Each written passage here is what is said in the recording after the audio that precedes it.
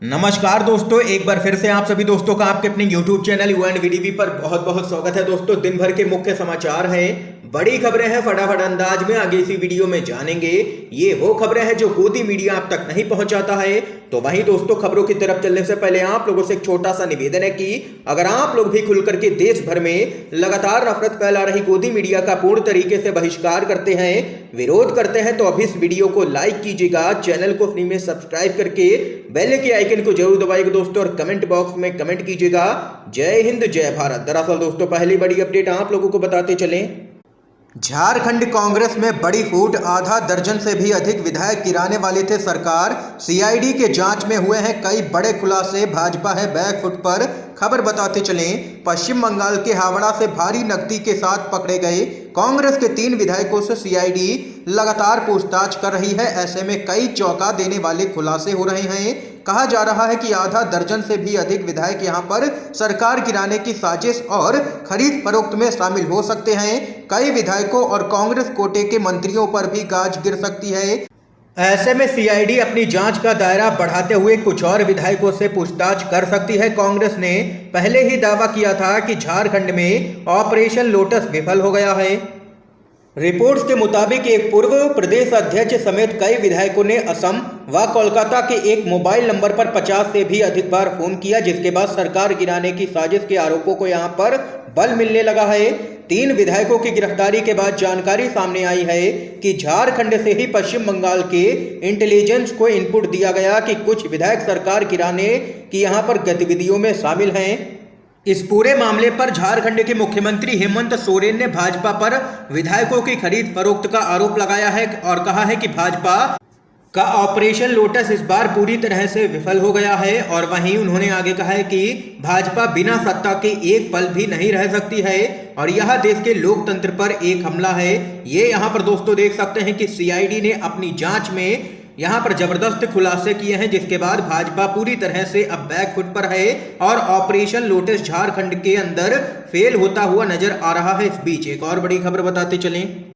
झारखंड में भाजपा के विधायकों को लगा है तगड़ा झटका। मुख्यमंत्री हेमंत सोरेन के इस्तीफे की मांग कर रहे 4 बीजेपी के विधायक विधानसभा के सत्र से किए गए हैं निलंबित। खबर आप लोगों को बताते चलें, झारखंड में विधानसभा में स्पीकर ने भारतीय जनता पार्टी के 4 विधायकों को निलंबित कर दिया है। स्पीकर ने विधायकों को यहां पर 2 दिन के लिए निलंबित किया है। सदन से मिली जानकारी के अनुसार सदन में यह लोग यहां पर मुख्यमंत्री हेमंत सोरेन की इस्तीफे की मांग कर रहे थे और लगातार भाजपा के विधायक हंगामा कर रहे थे, जिसके कारण यहां पर स्पीकर ने कड़ा कदम उठाते हुए इन 4 भाजपा के विधायकों को सदन से निलंबित कर दिया है।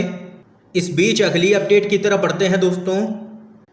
शिवसेना के नेता आदित्य ठाकरे का बड़ा दावा, बोले जल्द ही गिर जाएगी महाराष्ट्र में एकनाथ शिंदे की सरकार। खबर बताते चलें, महाराष्ट्र में एकनाथ शिंदे की बगावत के बाद से शुरू हुआ राजनीतिक घमासान अब तक लगातार जारी है। शिवसेना के नेता संजय राउत को ईडी ने गिरफ्तार कर लिया। इस मामले में जमकर के बयानबाजी हो रही है और शिवसेना हमलावर है केंद्र सरकार पर। इस बीच आप लोगों को बताते चलें, शिवसेना के मुखिया उद्धव ठाकरे के बेटे आदित्य ठाकरे ने एक बड़ा दावा किया है।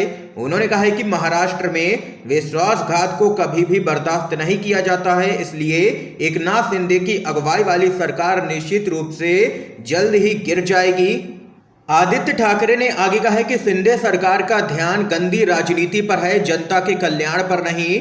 उन्होंने शिंदे सरकार को आड़े हाथ लेते हुए कहा है कि यह सियासी नाटक 1-1.5 महीने तक ही चलेगा, उसके बाद यहां पर शिंदे सरकार गिर जाएगी। ये बड़ा दावा कर दिया है आदित्य ठाकरे ने शिंदे सरकार को लेकर के। इस बीच एक और अपडेट आप लोगों को बताते चलें।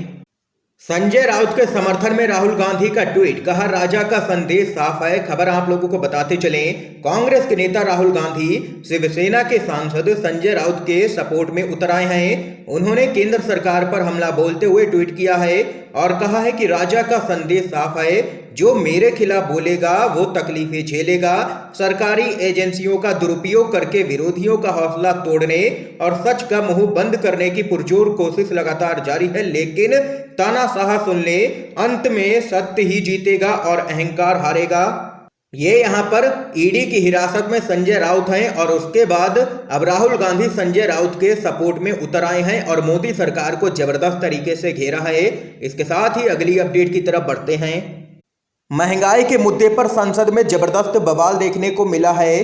विपक्षी सांसदों ने मोदी सरकार से पूछे हैं तीखे सवाल, तो लोकसभा में बोली हैं निर्मला सीतारमण। कहा भारत में नहीं आएगी मंदी, विरोध में कांग्रेस सांसदों का वॉकआउट। खबर आप लोगों को बताते चलें। महंगाई के मुद्दे पर विपक्ष लगातार केंद्र की मोदी सरकार को घेर रहा है। इस बीच केंद्रीय वित्त मंत्री निर्मला सीतारमण ने दावा किया है कि भारत का मंदी की चपेट में आने का कोई सवाल ही नहीं है और इसके बाद यहां पर विपक्ष ने जबरदस्त तरीके से हंगामा किया है।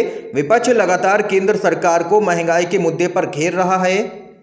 वित्त मंत्री के संबोधन के दौरान जैसे ही निर्मला सीतारमण बोलने के लिए उठी तो कांग्रेस सांसदों ने सदन से वॉकआउट कर दिया। कांग्रेस का कहना है कि वित्त मंत्री के जवाब यहां पर पूरी तरह से निराशाजनक हैं और मोदी सरकार संसद के अंदर भी झूठ यहां पर बोल रही है। ये यहां पर जबरदस्त हंगामा देखने को मिला है महंगाई के मुद्दे पर संसद के अंदर। एक और बड़ी खबर आप लोगों को बताते चलें। जीएसटी के विरोध में सड़कों पर यूथ कांग्रेस श्रीनिवास बोले लूटो और राज करो है मोदी सरकार की नीति। खबर बताते चलें। देश भर में जीएसटी की दरों को लेकर के भारतीय युवा कांग्रेस ने केंद्र सरकार के खिलाफ यहां पर जबरदस्त तरीके से विरोध प्रदर्शन किया है।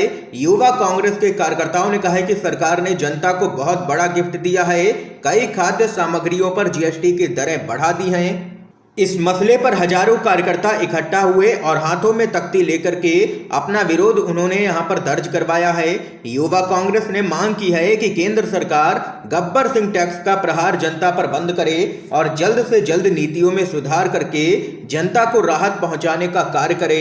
इस अवसर पर भारतीय युवा कांग्रेस के राष्ट्रीय अध्यक्ष श्रीनिवास बीवी ने कहा है कि गब्बर सिंह टैक्स का प्रहार जनता पर लगातार जारी है। दही, पनीर, लस्सी जैसे उत्पादों पर भी टैक्स वसूली करके मोदी सरकार ने बता दिया है कि उसका लक्ष्य सिर्फ और सिर्फ लूट है, राहत पहुंचाना नहीं है। ना खाऊंगा ना खाने दूंगा, फिर वो चाहे गेहूं हो, चावल हो या फिर अन्य अनाज। मोदी सरकार के द्वारा 5% जीएसटी लगाने का फैसला लूट नीति का ही हिस्सा है। ये यहाँ पर जबरदस्त तरीके से कांग्रेस पार्टी के कार्यकर्ता भड़के हैं केंद्र की मोदी सरकार पर और लूटो और राज करो की नीति का लगाया है आरोप। अगली अपडेट बताते चलें। महाराष्ट्र के राज्यपाल भगत सिंह कोश्यारी ने अपने गुजराती और राजस्थानी वाले बयान पर माफी मांगी है। हो रही थी लगातार किरकिरी। खबर बताते चलें। मुंबई के पास पैसे नहीं होंगे अगर गुजरातियों और राजस्थानियों ने यहां पर मुंबई को छोड़ दिया। इस टिप्पणी पर आलोचना का सामना कर रहे महाराष्ट्र के राज्यपाल भगत सिंह कोश्यारी ने इसके लिए माफी मांगी है। यहां पर कोश्यारी ने उपनगरीय अंधेरी में एक कार्यक्रम के दौरान यहां पर विवादित टिप्पणी की थी, जिसके बाद यहां पर लगातार उनके इस्तीफे की मांग तेज हो चली थी। मुख्यमंत्री एकनाथ शिंदे से लेकर के पूर्व मुख्यमंत्री उद्धव ठाकरे तक उन पर हमलावर हो गए थे और उनके बयान को लेकर के लगातार उनको ट्रोल भी किया जा रहा था सोशल मीडिया पर, जिसके बाद उनकी फजीहत हुई और अब यहां पर उनको अपने बयान पर ही माफी मांगनी पड़ी है। इस समय की दोस्तों आज की सभी बड़ी खबरें थी, मुख्य समाचार थे जो हमने आप लोगों तक पहुंचाए हैं U&VDV के माध्यम से।